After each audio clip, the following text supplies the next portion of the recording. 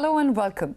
My name is Ritika Jhanji-Chakhtiyani and you're watching Darwin Platform Group of Companies presents Inventive India. This is where we understand the sectors that help the nation, and we begin with the Indian retail sector. The Indian retail sector is the third largest in Asia and fourth largest in the world. Our price competitiveness and the Make in India initiative have made us an attractive sourcing base for the globe. This has helped the sector surge to global heights. And now, with the accelerated push for e-commerce due to COVID, the current growth rate that we are witnessing is just the tip of the iceberg. So before I bring in my very esteemed panel to discuss about the strengths, the weaknesses and the threats to this sector, let's take a deeper look at the Indian retail sector. The world as we imagined 2 years ago has completely turned upside down. COVID has been a catalyst in consumers shifting from physical to digital purchases. In 2020, the most common payment methods online were digital wallets, followed by credit cards and debit cards. This shift has been so extensive that the Indian e-commerce retail market, which stood at $30 billion in 2019, is all set to grow and be valued at $200 billion by 2026. The industry is emerging as one of the largest sectors in India's economy, contributing to 10% of nation's GDP. It will also generate 2.5 crore new jobs by 2030. With tremendous opportunities and a competitive industry, retailers are experimenting to provide unique experiences not only to urban consumers, but also finding ways to take this digital growth to the grassroots. And before I introduce my esteemed panel on the show, let's hear it from DP Retail. Could you please tell us more about DP Retail and its contribution to the Indian economy? Getting into retail, it further echoes the sentiments and the vision of our chairman, Mr. Ajay Harinath Singh, who feels that engagement and employment of the Indian people in the next 5 to 7 years to the tune of 4 million jobs is something which is going to be a curtain raiser when it comes to helping people in meaningful employment. The emphasis is more on developing our own in-house brand under the DP Retail brand name, and we have a whole lot of food and grocery items to offer. So there's a whole lot of opportunities which unfold when you walk into a typical DP Retail store. As part of a very special episode of Inventive India and a special look at the Indian retail sector, I'm going to be in a very short while introducing my panelists for the show, and through an elaborate discussion with them, we will actually do a detailed SWOT analysis where we will study the strengths, the weaknesses, the opportunities and also the threats that are being faced by the Indian retail sector today. So let me quickly get into that and bring on my very first guest on the show today. That's Mr. Raja R. Chaudhary, Head Darwin Platform Group of Companies as Group CEO. A very warm welcome to you, Mr. Chaudhary. Thank you. Once again. We also have with us on the show Professor Yamini Agarwal, Director, Bharati Vidyapeeth, deemed to be University, Institute of Management and Research. A very warm welcome to the show, Professor Yamini. Thank you. We're also being joined by Mr. C. Gopalakrishnan, who's the founder of N Dairy Farm Private Limited. A very good morning to you, Mr. Gopalakrishnan, and thank you for joining us on the show. Good morning, and thanks for calling me out there. Thank you so much. And let me introduce you to Mr. Praveen Khandelwal, who's the National General Secretary of the Confederation of All India Traders. He's with us on the show today and will talk all about the traders' perspective on the Indian retail issue. Welcome to the show, Mr. Khandelwal. Thank you. Okay, now that we have introduced our guests, let's quickly dive into the discussion. And we would like to, first of all, focus on the strengths of the Indian retail sector. To begin with, I would like to come to you, Mr. Raja R. Chaudhary. You know, after an unprecedented decline of 19% in the first quarter of 2020, the FMCG industry displayed signs of recovery in the third quarter with a year-on-year growth of 1.6%. But the question now is that, is the growth here to stay? Thanks, Ritika. We all know that due to the nationwide lockdown which we had in our country a year ago, the FMCG sector particularly was very badly hit. While the FMCG industry witnessed a growth of about 13.9% 0.4% in the fourth quarter of 18-19. It gradually decreased since then. For example, in 1920 first quarter, it was about 9%. In the second quarter, it came down to 6%. In the third quarter, about 4%. And in the fourth quarter, it came down to about 3%. And then when we see April to June 2020-21, there was a 19% contraction. Since then, if you look at last September, we had grown about 0.9% and 7.1% in the December quarter.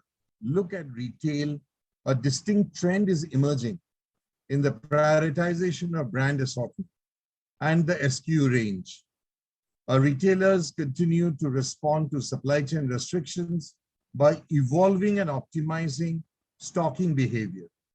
In terms of retail stocking, two trends have been observed. First, the expansion of assortment width, and second, the assortment depth and their corresponding quantities. That is getting significantly improved. Thank you so much, Mr. Raja Chaudhary, for showing such, discussing in detail and throwing light on the emerging trends that we all should be looking out for. Let me go across to Professor Yamini. The way we shop, the way we buy in the last 2 years has completely changed. But with this change, a lot of new trends have emerged. And of course, not just the traders, the brands have to adapt to them and capitalize on them. So if you could just tell us that what are these trends that have really emerged now in the retail sector, and how can brands capitalize on these new trends? Well, I think one needs to understand that the retail sector has a market which is projected to reach about 1.3 to 1.5 trillion by 2024. We are looking at a consumption expenditure which was about US $1,824 billion in 2017 and went up to about US $3,600 billion in 2020. The grocery retail by itself was about 608 billion. If we look at the retail sector, we see that about 93% of the pre-COVID sales were reached by February 2021. Also, we see that the online penetration or the e-commerce that we are talking about is about close to about 10.7%, is likely to reach by 10.7% by 2024 versus what it was about 4.7% in 2019. Thank you so much, Professor Yamini, for detailing it out for us. Let's take a look at some of the weaknesses that we must address in the Indian retail sector if it is to go ahead the way we are all talking about. Let me go across to Mr. Gopalakrishnan at this point. So how can we bring a semblance of structure in the unorganized retail space as highlighted by the rest of the panelists? What are your views on that? See, the whole idea is when you're talking about online business and all that, neighborhood shops are so close to the consumer. And you're talking about connectivity between the electricians and all that. You don't have technical people to do the job what you're talking about. There are definitely a lot of companies which have connected with different electronics and electrical, would say online service and all, they'll come down and do. But when they come, they don't have the knowledge to do that properly. But again, you got to remember, India's entertainment is also shopping. We are a country which has to go for the family's entertainment is shopping sometimes. You can't just ask everybody to stay at home and order online. It is probably one of the things when you have a pandemic like this, you probably want to. But otherwise, every family would like to go on a weekend to do some shopping. And we can't just consider the kirana shops, as you call them, the trade petty shops. They are the backbone for this country and they will never change. They will continue to be there and you can't stop them. Thank you so much, Mr. Gopalakrishnan, for bringing that perspective in. Let's also look at what are the opportunities and where the spurt of growth can come. And here I would like to bring in the issue of FDI, which is very, very important as we talk of the Indian retail sector. Mr. Raja Chaudhary, you mentioned a bit about FDI earlier. Now, the government's decision to approve 51% FDI in multi-brand retail and 100% FDI in single brand retail is expected to give a boost to ease of doing business and Make in India schemes. What kind of potential do you see for the retail sector coming in from FDI, and can we expect an increase in the FDI? The rise in GDP and per capita income in the post-liberalization period, there has been a sea change in Indian consumer purchase patterns, shopping behavior, and overall brand awareness. The government has aided this by enacting a number of reforms and initiatives, including allowing 100% FDI in certain sectors, raising sectorial caps, allowing FDI to flow through an automatic route rather than through government approval, and removing certain sector-specific restrictions. The government of India was initially apprehensive regarding FDI in India. The reason being very simple: unorganized retail accounts for about 98%, which contributes to roughly 14% GDP to the economy, absorbs approximately 7% of the labor force. The rest, 2% plus, is the organized retail sector in India. However, according to the next generation of retail technology, in a marketplace, one digital size does not fit all the consumers. The consumer industry's growth is thus supported by government policies and regulation. With the incoming foreign investments, technologies, these policies, if they are well implemented, can definitely bring a development shift in the industry. That's the hope with which I leave the discussion here. Thank you so much for detailing it out. Now, to truly grow from within, it is imperative to identify our weaknesses and work towards strengthening those links. And this brings me to a very, very important point, which has become so important in the last 2 years when the whole game of marketing for brands has changed. Professor Yamini, let me come to you with this question. Will traditional marketing, do you think, will become redundant? Because a lot of brands are now favoring social media marketing on Facebook Marketplace, Instagram. What happens to the traditional marketing channels then? Well, I think, we need to understand that the retail sector continues to remain at 98% or 90% in the hands of the unorganized sector. And the consumers continue to bank on this sector for their consumption. The online penetration is one of the largest and most penetrated source in the online industry today, but it does not offer the same opportunities to the consumer in terms of his shopping experience or in terms of his overall purchase experience, that which we may talk about. So the traditional means would continue because it's a diverse economy, it's a culturally different economy. The literacy levels as well as the cultural bent is very different in interacting with the virtual means.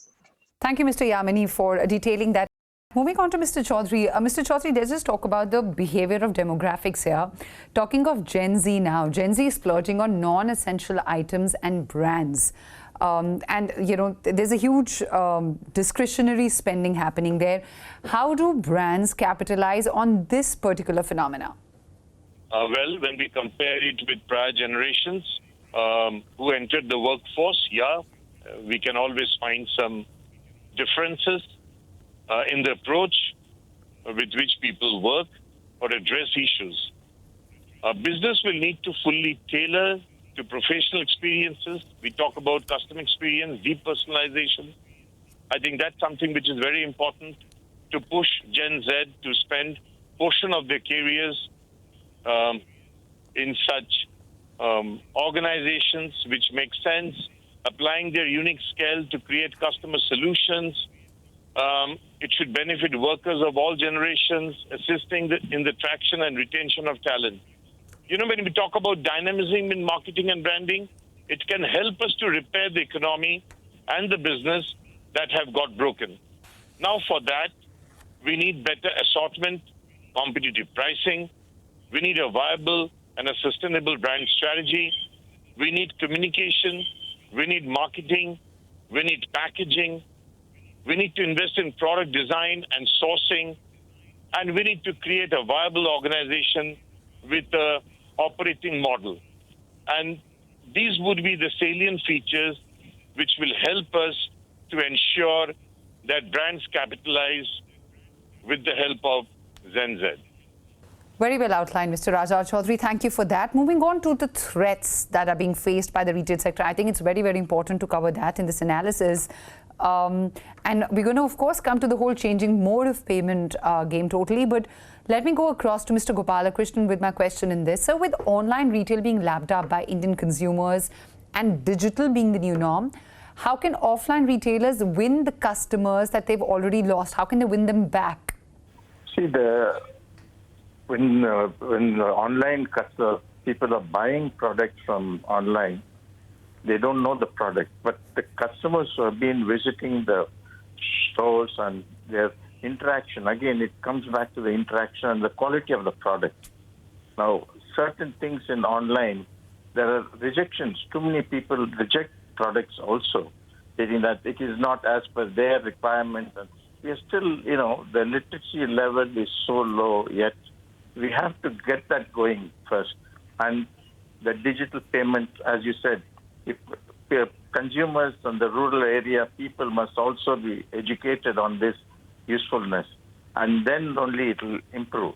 As far as the retailers getting back, it's a customer's relationship with the traders today is like a family, and that will continue to be there as long as the retailer is providing him the quality product.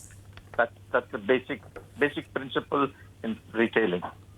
Right, and I think Ms. Yamini also outlined like this. There's certain behaviors that the consumers have. They like to touch and feel the products, and you're outlining the same, that quality needs to be at the core, and of course customer experience is really important. And if they are not going anywhere, then the retailers' customers are not going anywhere. But a very important, this term we've heard so much last 2 years is cashless. Let me go across to Mr. Praveen Khandelwal with this. So do you think enhanced security in digital payments and UPI, it can actually make the retailers forego the dependency on cash-based transactions? Well, Ritika, first of all, it should not be cashless. It should be less cash. Cashless can't happen in India. Yes, less cash can be happened, and we have seen it in last 4-5 years. And believe me, with MasterCard, we launched a global, India campaign. And today, authentically, I can say that my team has encouraged 35% of the traders in India to adopt and accept the digital payment. And digital payment is certainly going to grow like anything. But yes, we are afraid of one thing, that is MDR, the bank charges. So also the consumer. If I ask consumer to pay bank charges, he says, no, I will not pay. And my trader, because of a competitive market, is not in a position to pay 1.75% or 1% on debit card as the bank charges. So what we have suggested to the government, that every year government is spending around 35,000 crores of rupees for printing of currency and its security and all that. So we have requested the government to directly give subsidy to the banks, and no MDR should be levied at least for next 5 years if we really want to have digital payment acceptance across the country. And if really we want to have less cash economy in India, we need to absorb this MDR charges at least for next 3-4 years or 5 years. And of course, we need to give some kind of incentive. Suppose if government says that if a businessman carries whatever component of its business through digital mode, we will give 1% discount in taxes. Believe me, the very next day, everybody will be doing it, because 1% is a very big amount. Sure. Point taken, Mr. Khandelwal, that we need to incentivize our traders, our retailers for going cashless and using less and less cash in their transactions. Now let's just move across and show you that how retail sector has actually been empowering lives across the country. We'll show you the case of Coimbatore-based Prabhu and Brinda Gandhi Kumar, who started TABP Snacks and Beverages. So when we decided to move into FMCG, we thought what is the fruits and vegetables in and around Coimbatore which could be processed value added, so the farmers benefit and the good nutrition and stuff is available for the common populace also. So we started with papaya juice, but unfortunately it didn't work. because papaya was considered to be a very hot fruit and it was not consumed much. So we went back again to the drawing board and came up with mango and apple juices. Again, when we did it, we wanted to do it with a less sugar than what it was available in the market, and it became a huge hit. And the target audience, what we have always kept in mind is the bottom of the pyramid, people who earn less than 300 rupees per day. If you look at the population of that segment, it is equivalent to the population of USA. So that beverage is one of our predominantly large selling products. Now we have also introduced the 5 rupees products, which is like this potato chips, you have corn balls, corn drinks, chocofills, chocoflakes, all that stuff. We also now have a range of breakfast cereals, which is in the range of about like 300 rupees, where we have brought in millet based breakfast cereals into it. So this constitutes the entire range of products what we have currently. The ethos of the company has always been to make sure the farming community gets benefited out of whatever products which we produce. We procure a lot of mangoes from the farmers out of Krishnagiri, Dharmapuri, Hosur, Chittur belt, and we process it into pulp. So the local populace there is highly benefited, and the millet based what we have now is very abundantly available in South India, which is grown by small and marginal farmers which don't have access to a lot of water. So again, when we procure that and that is being processed, it helps a huge amount of farming community which is getting benefited. And the skill development in a little bit of higher stage, for example, we recruit food technologists from the colleges in and around the southern regions. We recruit them as freshers. We invest a lot of them into R&D and stuff like that. So now a lot of people are working towards the millet project, how to process the millet without it missing out on the nutritional values, and taking it into a product which is very easy to consume and very tasty also. ESG factors are extremely important to us, and sustainability is one of the buzzwords which the company runs across. For example, if you see these Tetra Pak products, whatever goes into it is try to source as close to the source as possible, so that we minimize on the carbon emissions which happens due to transport. Most of the pulp, the sugar and the other raw materials which goes into these products are sourced locally, and at the same time we try to use as much paperboard as possible to minimize the impact of plastics which is having on the environment. We have tried to reduce as much plastics as possible. We have tried to reduce the weight of the preforms which is going into our beverage production. We have also tried to be as much asset light as possible. We only have a concentrate production unit, and most of the production of our beverages, basically the bottling operation, is outsourced currently. And we have not put one big plant in one location, so that the as such beverages, the water is a very heavy product which is very difficult to transport. So we have bottling operations spread across South India, like we have plants in Krishnagiri, Dharmapuri, Tirupur, Chennai, Mysore, and even in Aurangabad now. We are looking at a plant in Orissa. So since the bottling operation is spread across the region, we save a lot on the transportation cost, and all these combined together has helped us keep the costs very low. Currently our distribution is predominantly present in 5 states of South India. We are in Tamil Nadu, Andhra, Karnataka, Telangana, Odisha. This year we are planning to expand into Maharashtra and Goa. We are currently present in about like 1,20,000 retailers. We want to increase the retail presence to about 5 lakhs in the next 3-4 years. Till then we want to predominantly be a South India focused company before we venture into the northern and other parts of the country eventually. So that was the story of Prabhu and Brinda Gandhi Kumar from Coimbatore. And before we conclude the show today, I would like to take our viewers who've been through this discussion to take them through the top 10 retail insights that we derived from our panel discussion today. Top 10 insights. Retail sector market projected to reach 1.3 to 1.5 trillion by 2024. Kirana shops still form the backbone of Indian retail. Incoming foreign investments, technologies and government policies to create development shift in industry. India needs to shift from cashless to less cash models. Need to educate Indian traders to adopt and accept digital payments. Constant experimentation crucial in FMCG businesses.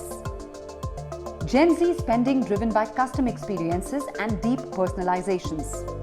Offline shopping experiences thrive on interactivity and product quality. Digital payment acceptance to increase if government directly subsidizes banks and lowers MDR for next 5 years. Unorganized retail sector contributes to 14% GDP and absorbs 7% labor force.